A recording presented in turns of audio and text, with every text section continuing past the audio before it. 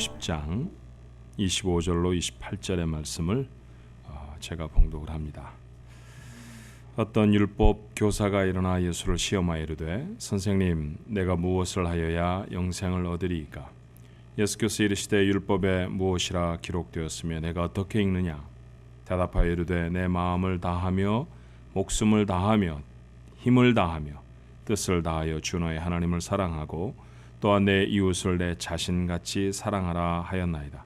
예수께서 이르시되 내 대답이 옳도다. 이를 행하라. 그러면 살리라 하시니. 아멘.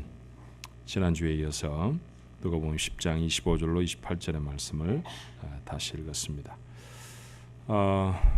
지난 주간에 우리 여름 성경학교가 있었습니다. 아마 바닷속 깊은 곳에 내려가듯이 하나님의 말씀의 진리의 깊은 곳까지 내려가자게 이번 주에 띠이었던 것 같아요. 그래서 풍선도 달리고 굉장히 이 자리가 많았는데 그래도 점잖게 치웠습니다.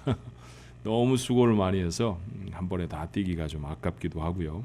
또 우리 성도들이 도대체 여름 성경학교 동안에 뭘 하고 지냈는지 또 보실 수도 있도록 여러 곳에 그냥 디스플레이가 되어 있으니까 여러분 이번 한 주 정도는 이렇게 돌아보시고 주일학교 아이들에 대해 관심을 갖는 그런 시간이 됐으면 좋겠네요. 아이들만 진리의 깊은 곳으로 가야 하는 것은 아니죠. 우리도 좀 그랬으면 좋겠습니다. 자, 옆에 분들하고 같이 한번 인사하시면 좋겠는데요. 주일학교 주제처럼 진리의 깊은 곳까지 가게 되시기를 바랍니다. 좀 어려운가요? 같이 한번 인사하십시다.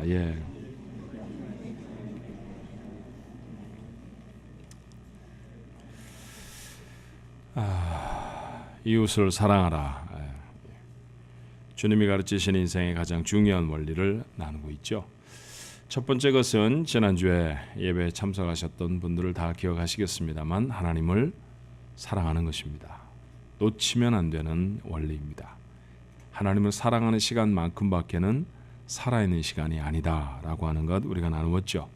자, 두 번째 것은 이웃을 사랑하라는 것이에요. 마태나 마가의 기록과는 다르게 오늘 우리가 열었던 누가의 기록은 이웃을 사랑하라고 하는 말씀에 더 강조가 있습니다. 하나님 사랑해라 그 말씀보다는요.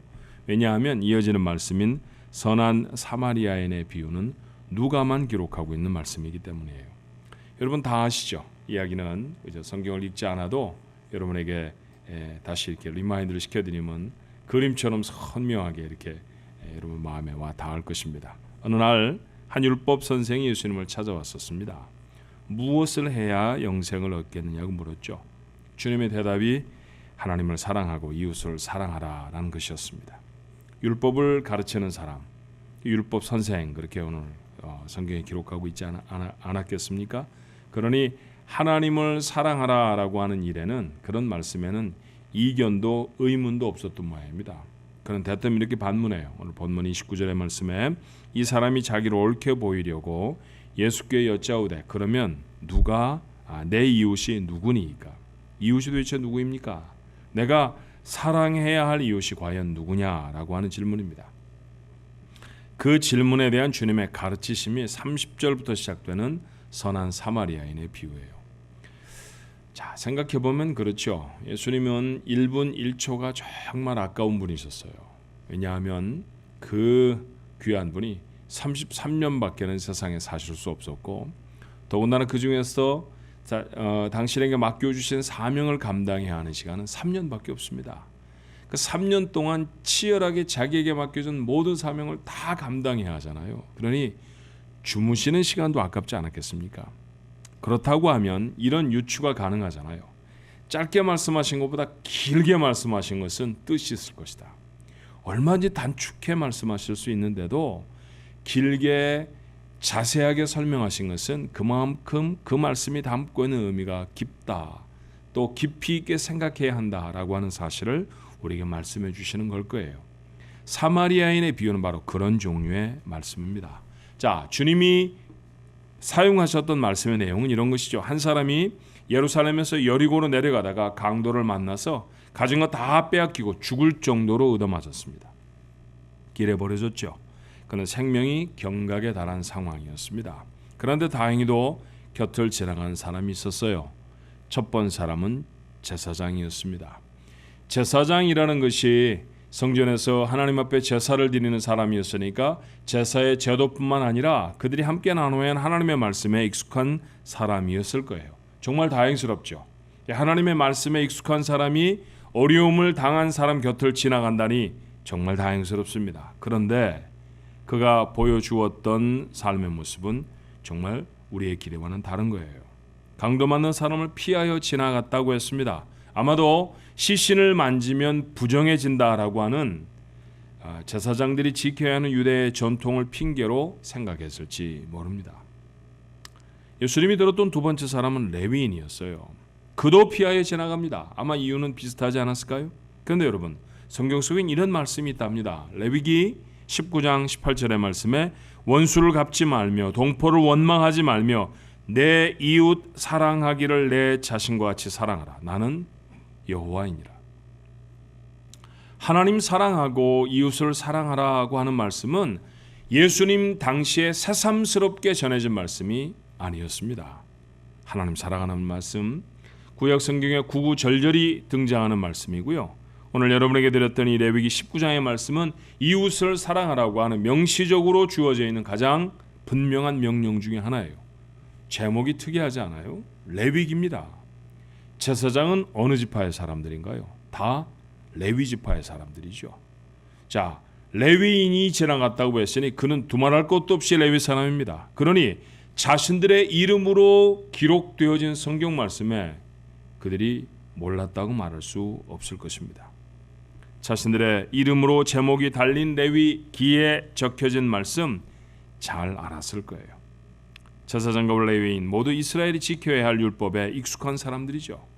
그들은 3년에 한 번씩 이스라엘 백성들이 11조를 한 번 더 하고 그래서 가난한 이웃을 도와야 한다는 법을, 추수할 때는 밭에 귀퉁이를 그 마을을 지나는 나그네를 위해서 베지 말아야 한다는 것을, 또 밭에 떨어진 이삭은 그 마을에 사는 가난한 과부와 고아들을 위해서 다시 줍지 못하도록 규정했다는 것을 몰랐을 리가 없습니다.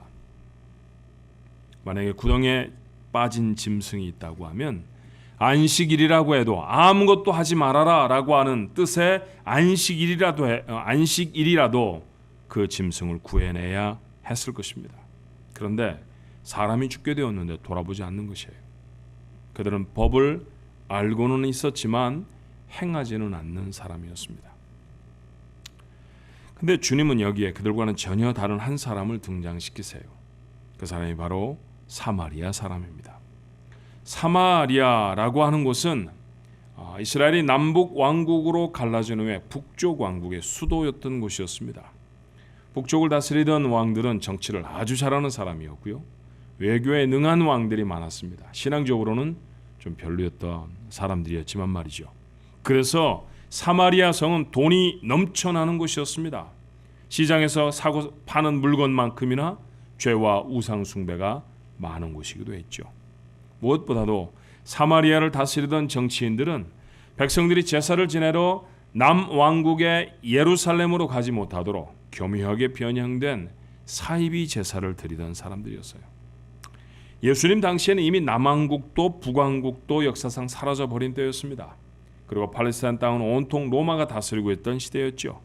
그러나 그때에도 유대인과 사마리아 사람은 서로 왕래도 하지 않을 정도로 반목하던 사람들입니다.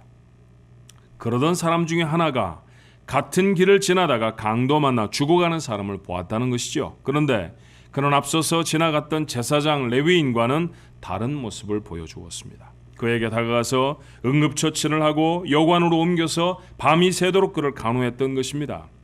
다음 날 길을 떠나면서도 여관 주인에게 돈을 더 주면서 강도 만난 사람을 부탁합니다. 돌아올 때 내가 다시 드릴 것인데 만약 비용이 더 들었으면 그때 내가 더 갚겠습니다 라는 약속까지 하지요. 이 말씀을 마친 주님의 질문이 이랬습니다.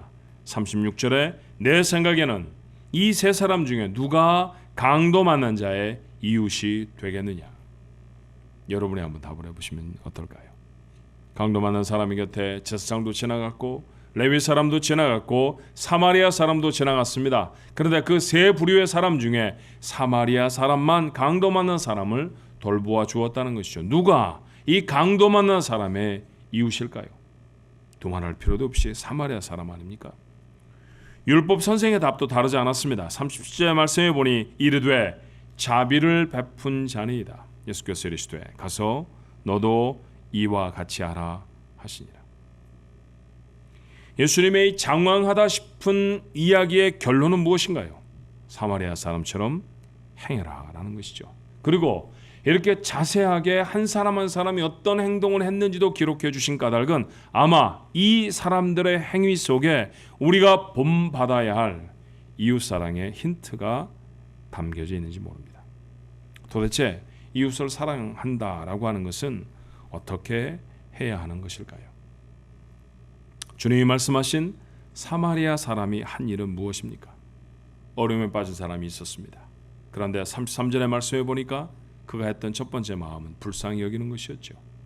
그리고 그는 불쌍히 여기고만 멈추지 않았습니다. 그에게 다가갑니다. 자기가 가지고 있던 포도주를, 자신의 나귀를, 잠을 자서 풀어야 할 자기의 시간을, 그리고 힘써서 벌었던 돈을 다 나누어 주었습니다. 그것이 이웃을 사랑하는 것이라고 주님은 말씀하시죠. 그에게 레위인 같은 핑계는 없었을까요? 아마 있었을 것입니다. 도대체 유대인을 내가 왜 도와줘야 돼? 이 아까운 포도주를, 내가 여행길에 이 포도주는 꼭 필요한 걸 거야. 그렇게 생각하며 아껴야 하지, 아끼고 싶은 마음도 있지 않았을까요? 잠을 자야 내일 일을 할 터인데, 내일 또 먼 거리를 여행을 해야 할 터인데 그런 생각하지 않았겠습니까? 저 사람을 위해서 돈을 쓴다고? 그런 생각도 아마 그의 마음속에 스물스물 일어났을 것입니다. 고맙다는 이야기도, 후에 은혜를 갚겠다는 약속도 강도 많은 사람으로부터 그에게 들려진 적이 없습니다. 그런데도 사마리아인은 그렇게 합니다. 이게 자비를 베푸는 것입니다. 이것이 예수님을 믿는 사람들이 해야 할 일이죠. 얼마나 많은 경우에 누군가에게 사랑과 자비를 베풀다가 실망합니까? 아무리 해줘봐야 고맙다는 얘기 한마디를 안 해. 그러면 안 하죠.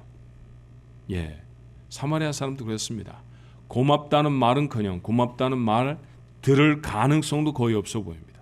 아마도 그 사람은 여전히 혼수 상태에 있었을 거예요.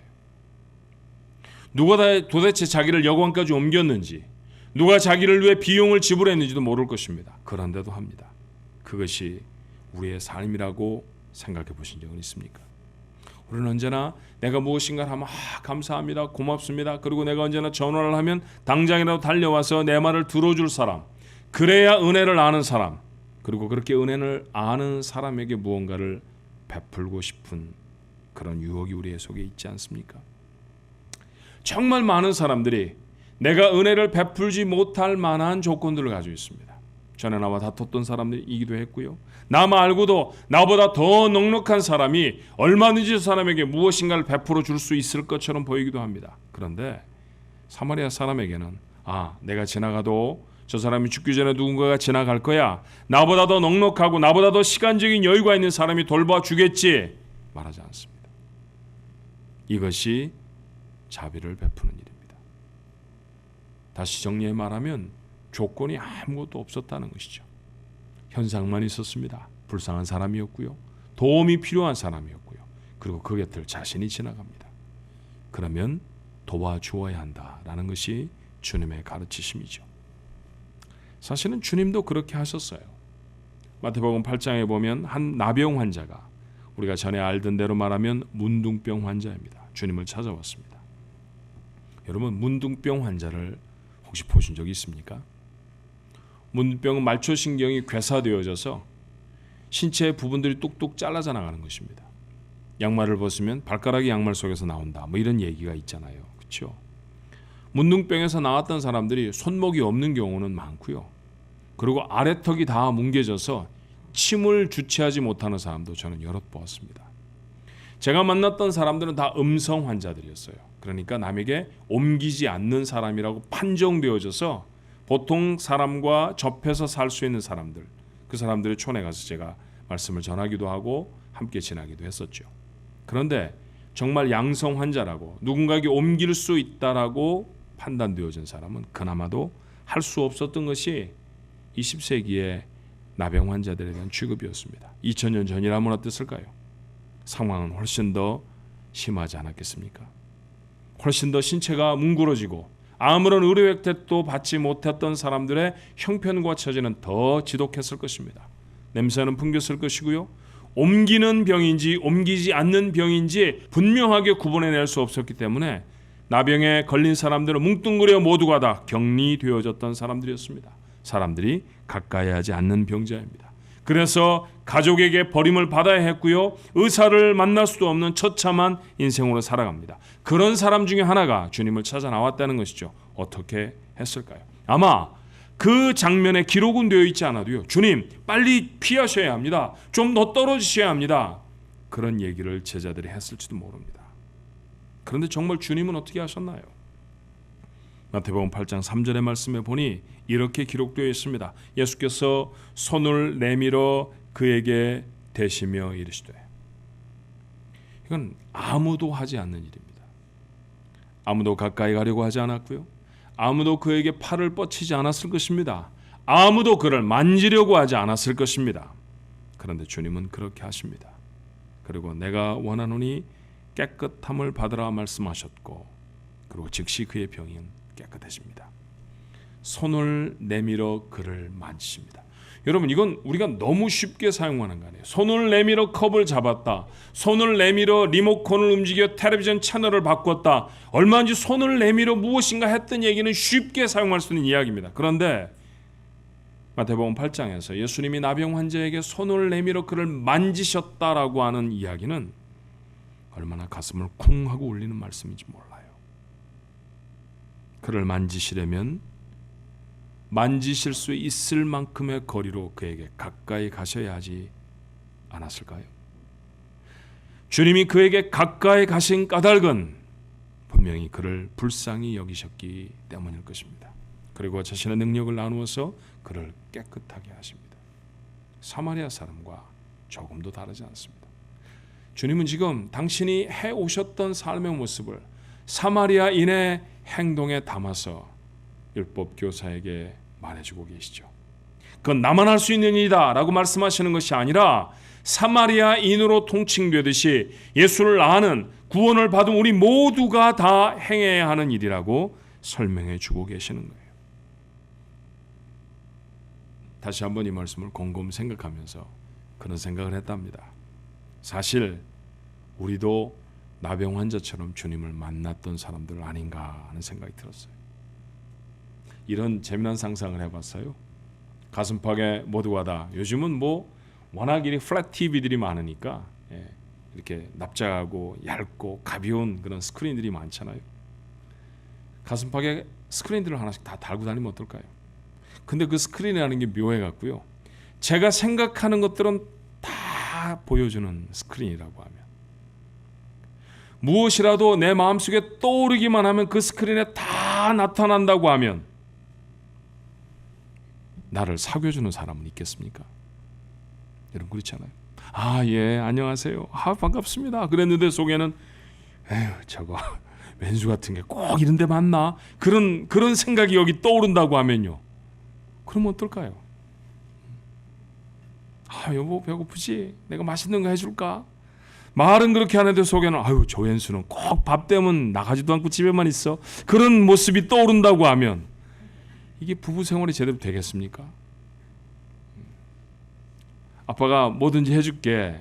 뭐 필요한 거 없어? 라고 아이에게 묻는데 제발 말하지 마라. 아빠도 요즘 너무너무 힘들어. 그런 마음이 떠오른다고 하면요.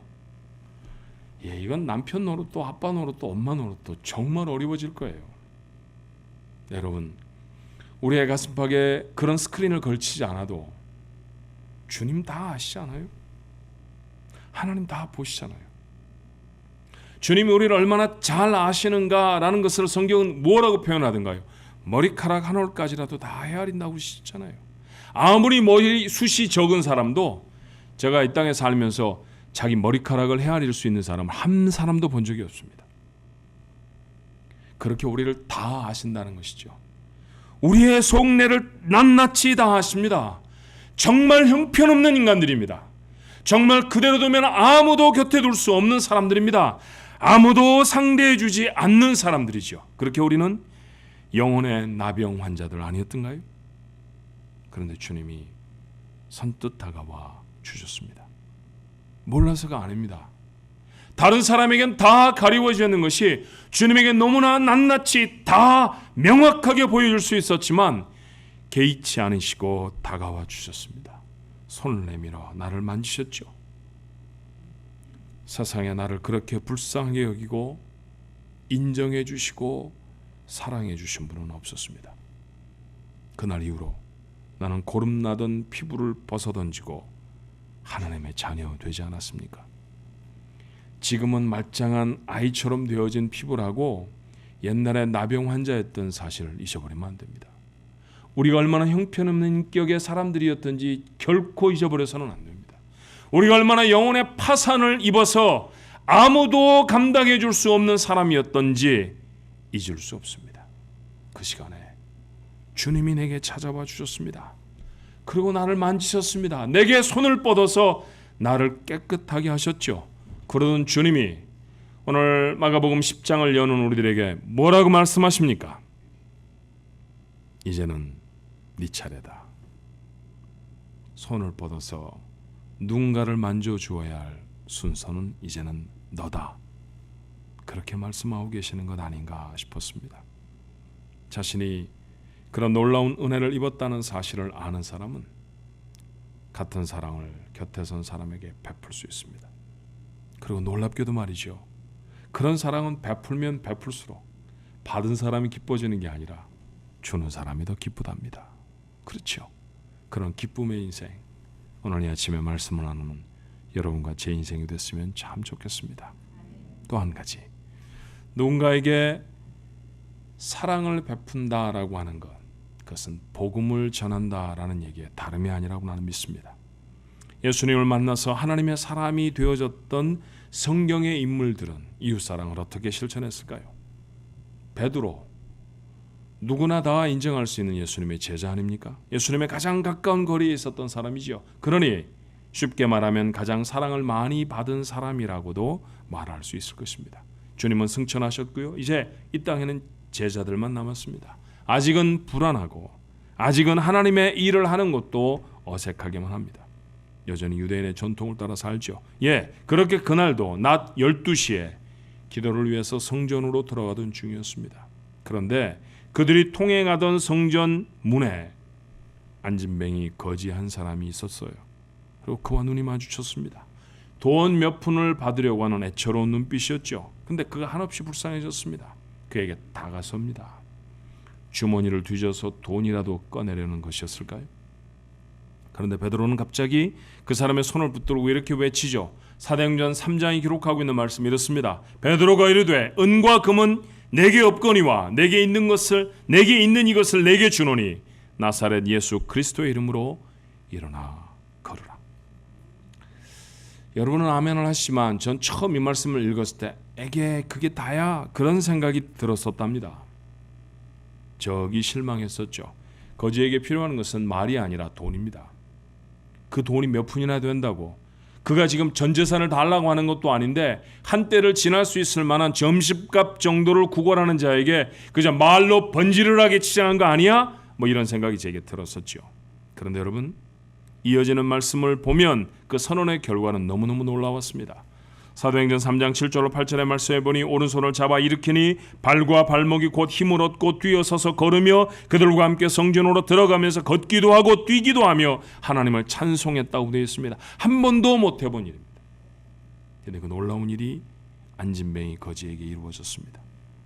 여러분, 거지에게는 점심값이 필요했는지 몰라요. 그런데 그렇게 점심을 먹으면 저녁 식사를 위해서 다시 그 자리에 거적을 깔아야 하지 않았을까요? 다시는 그 자리에 거적을 깔고 누군가의 동정을 구해야 하는 그 거지의 삶을 청산할 수 있는, 인생을 송두리째 바꿔버릴 수 있는 그런 선물은 없을까요? 있습니다. 베드로는 있다고 생각했죠. 그리고 예수 그리스도의 이름을 선물로 그에게 나눠줍니다. 예수 그리스도, 그 이름이 베드로에게 갖는 의미가 뭘까요? 그가 갈릴리 바다에 그저 그렇고 그런 어부로 살아갈 때 그를 사람을 건지는 어부로 일으켜 세운 이름, 그 이름이 예수 그리스도라는 이름이었습니다. 이스라엘 나라의 폼나는 장관 자리 한번 해보겠다라고 하는 그런 말도 안 되는 소원을 품고 예수님을 따를 때에도 인내하시며 그를 가르치시고 그를 새롭게 해주셨던 분, 그 이름도 예수 그리스도였습니다. 3년이었죠. 그 짧지 않은 세월을 아무것도 아닌 것으로 돌려버리기에 충분했던 배반, 그 베드로의 것이었습니다. 난 모릅니다. 그리고 저주했죠. 그는 제자도 아니었습니다. 모름지기 제자라고 하면 선생님의 아픔에 동참은 해주어야 하고요, 긍휼히 여기는 마음이라도 있어야 합니다. 그런데 모른 척 했습니다. 그러니 저 제자입니다. 저 주님 따라다녔습니다. 주님 곁에 가장 가까이 있었습니다. 그렇게 말할 수 있는 사람 아닙니다. 그는 그렇게 무너져 버렸죠. 근데 그게 끝이 아니었어요. 그 무너져 버린 그를 다시 찾아오셔서 아침밥을 만들어 먹이시면서 너 나 사랑하지? 주님이 하신 말씀은 뭘까요? 너 나 사랑하지? 정말 사랑하지? 나도 그래. 나도 너 사랑해. 그렇게 하셨던 분도 예수 그리스도셨습니다. 어쩌면 베드로의 주머니에는 그 거지를 한 달을 먹여 살릴 수 있을 만한 돈이 들어 있었을지도 몰라요. 그런데 그에게는 그것보다 중요한 것이 있었습니다. 자신의 인생 전체를 걸고 자랑할 이름, 예수 그리스도였습니다. 돈이 안 들어서 전한 것이 아니라 그것보다 귀한 것을 찾을 수 없어서 전한 이름, 그 이름이 예수의 이름이었습니다. 그는 아마 그런 마음으로 예수님을 전했을 것입니다. 그렇게 전해진 예수의 이름이 한 인생을 바꿔냅니다. 이게 우리가 복음을 전하는 이유죠. 한국에 도착했던 선교사들이 병원을 세우고 학교를 세웠습니다. 지금 한국 최고의 병원이 되었고요, 한국 최고의 학교들이 되었습니다. 그 학교 출신들 여기 많이 있습니다. 하지만 그 병원에서 치료를 받았던 사람들 다 죽었습니다. 그 학교들을 한국 최고의 인재를 배출해내기도 했지만 한국을 고통스럽게 하는 가장 큰 사건의 주인공들도 배출해냈습니다. 선교사님들이 세운 것이 학교뿐이었고 병원뿐이었다고 하면 대단할 것도 없습니다. 그런데 그 일이 대단한 까닭은 무엇입니까? 그들은 그 병원을 통해서, 그 학교를 통해서 복음을 전해 주었습니다. 그것이 민족을 살리고 나라를 일으켰죠. 우리가 다른 운명의 인생을 살게 되는 것은 앞선 학문이나 의술 때문이 아니라 예수 그리스도 때문에 가능한 일이었는 줄로 믿습니다. 그러니 여러분, 내가 누군가를 정말 진심으로 불쌍하게 여긴다고 하면, 그에게 정말 사랑을 전해주고 싶다고 하면 내가 전해야 할 최고의 것, 그것도 다른 것이 아닙니다. 예수 그리스도여야 하는 줄로 믿습니다. 여러분, 자녀를 사랑하십니까? 왼수 같습니까? 아무도 아멘을 안 하시는 거 보니까 요즘 갈등 속에 사시고 계시는 건 아닌가요? 여러분, 정말 자녀를 사랑하시죠? 그렇다고 하면 돈을 물려주지 마십시오. 그들에게 물려주어야 할 것은 돈이 아니라 예수님입니다. 여러분, 정말 이웃을 사랑하십니까? 여러분의 형제를 너무너무 사랑하십니까? 그들에게 자비를 베풀 수 있습니다.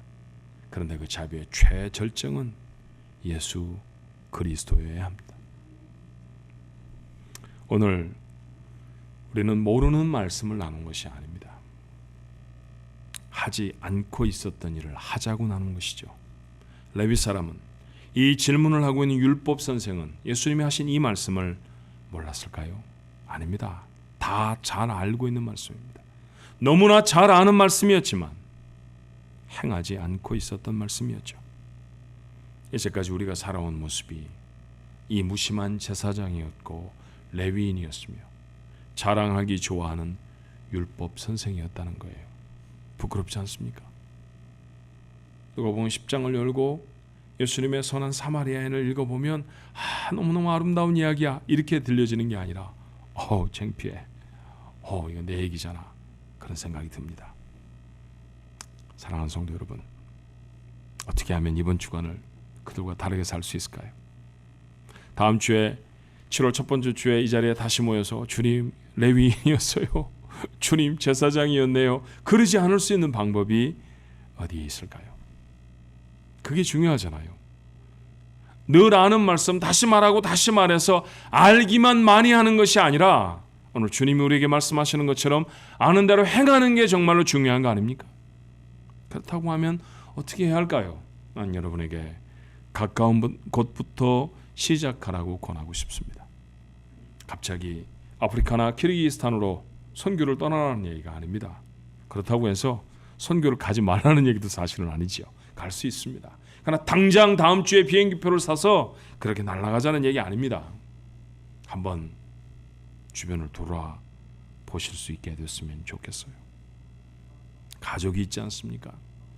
남편이 있고 아내가 있고 아이들이 있고 부모님이 있습니다. 그리고 조금 떨어진 곳에 아마 형제들이 있겠죠. 그들을 불쌍하게 생각해 본 적이 있습니까? 내 남편이 불쌍합니까? 내가 불쌍합니까? 늘 내가 불쌍하죠. 내 애가 불쌍합니까? 내가 불쌍합니까? 새까빠지게 도시락 싸고 돈 해대는 내가 불쌍하지 내 애는 아무것도 불쌍한 게 없는 것 같아요. 그러나 늘 우리는 내가 불쌍합니다. 그래서 슬퍼서 죽을 지경이에요. 내가 제일로 불쌍한데 도대체 내가 누구를 긍휼히 여길 것이며 내가 누구를 위해서 내 사랑을 나누어 줄 수 있겠습니까? 그런데 여러분 모두가 다 그런 마음을 갖고 산다고 하면 중요한 사실 하나 확인하게 되잖아요. 그래요. 맞습니다. 내 옆에 있는 남편도요. 불쌍한 사람입니다.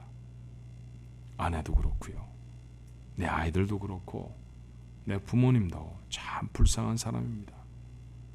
압니다. 모두가 다 이유가 있겠죠. 얽히고 설킨 사연들의 상처를 받아서 마음을 닫아버렸을 수 있습니다. 잊혀지지 않는 남편의 그 못된 말 기억나잖아요. 그죠? 시집을 와서 들었던 시어머니의 그 독설어린 얘기 그게 지워지지 않을 수 있잖아요. 그죠? 가족으로 만난 며느리에게서부터 당했던 그 서늘한 대접 그거 내려놓지 못하는 분들 계시잖아요. 그렇게 사랑을 베풀어 줬는데 저것이 나한테 그런 형제들 있지요. 여러분 그런 사연 한 자락씩 없는 분 이 자리에 아무도 없습니다. 다 있습니다. 맞습니다. 근데 여러분 그 사연을 만든 남편은 아내는 부모님은 내 형제는 완전한 사람들이었습니까? 아니잖아요. 다 나름 부족한 사람들 아닙니까? 그들도 힘들지 않았을까요? 감당하기가 어려운 삶의 무게가 그들을 고집스럽게도 하고 거칠게도 했던 것은 아니었을까요? 그런 생각을 하고 나면 조금쯤은 아마 남편이 불쌍해 보일지도 모릅니다. 조금쯤은 아내가 불쌍하게 여겨질지도 모르죠. 예, 그렇게 불쌍한 마음을 가지십시오. 그래야 다가설 수 있답니다. 손을 내미는 것, 할 수 있는 아주 작은 것이라도 이번 주간은 한번 해보죠. 전화를 걸고요. 편지를 쓰고요. 꼭 기가 막힌 편지지가 아니라도 괜찮습니다. 여러분 집에 서랍이면 어디나 다 돌아다니는 그저 붙였다 뗐다 할 수 있는 포스트잇 한 장, 그 한 장만으로도 충분합니다. 여보, 어제 설교 나한테 굉장히 도전이 되었어. 당신이 정말 불쌍하다고 생각해. 미안해. 그 말 한마디만 해도 어쩌면 남편의 하루가 아내의 한 주간이 달라질 수 있잖아요. 어머니가 그렇게 힘드신 줄 다시 한번 생각하게 됐습니다. 어머니 많이 힘드시죠? 어려운 시간들을 점점 연로해 가시며 지나가시는 그 시간이 많이 힘드시죠? 아버지, 어머니 사랑합니다. 그 말 한마디가 어쩌면 그 노인들이 천국 갈 때까지 자신의 삶을 일으키는 힘이 될지도 모르잖아요. 누군가를 위해서 음식을 만들 수도 있을 것입니다. 가능하면 만나서 손이라도 한번 잡아주면 어떨까요? 이 손이라는 게 참 신기한 거예요. 재미난 얘기를 읽은 적이 있습니다. 왼손이 할 수 있는 최고의 일은 오른손을 만나는 것이다. 그런 말이 있더라고요. 왼손과 오른손이 만나는 경우가 언제 있을까요? 예, 박수를 칠 때죠. 그렇죠?